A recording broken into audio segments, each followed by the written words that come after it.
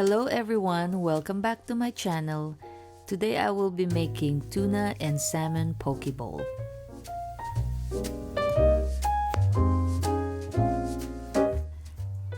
Cut your cucumber into 2-inch strips. Do the same with the carrot.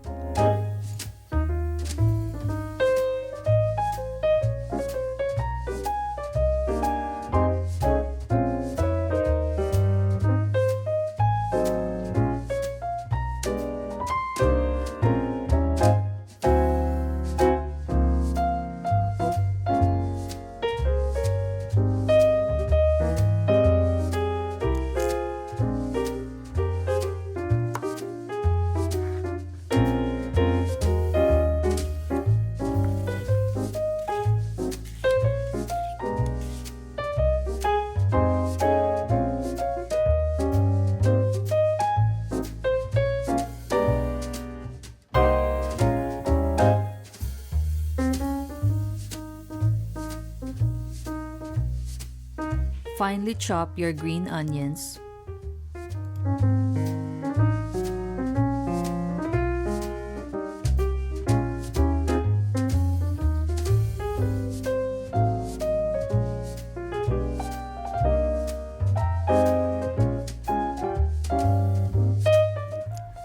Chop your white onions.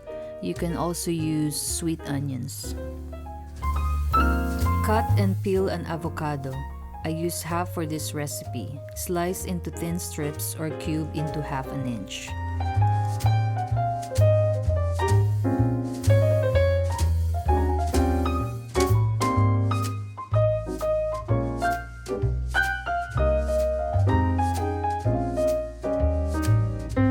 Cut tuna into 1/2-inch cubes.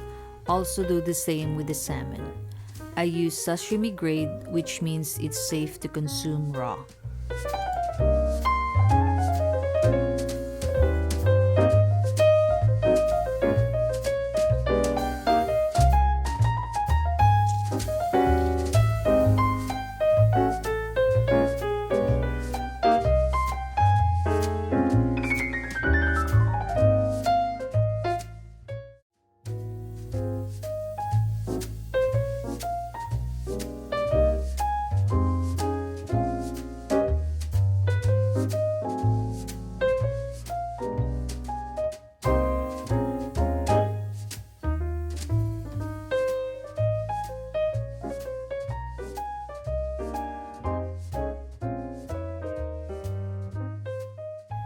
Add Hawaiian sea salt or regular sea salt, soy sauce, sesame oil. You can add chili pepper if you like your poke spicy.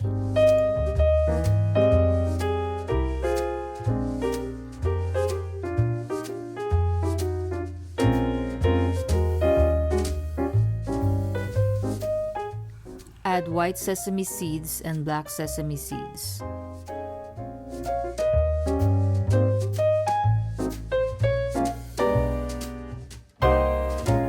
Add green onions and white onions.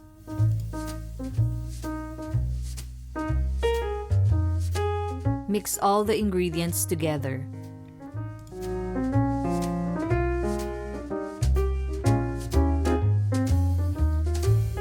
Begin assembling your bowl with steamed white rice.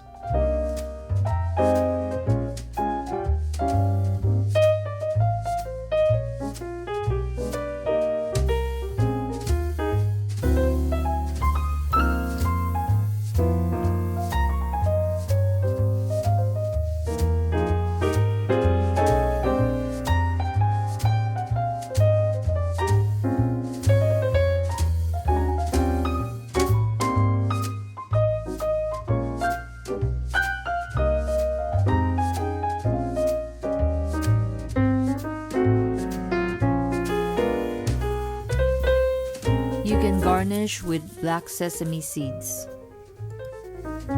If you like this video, please like and subscribe. Thank you for watching.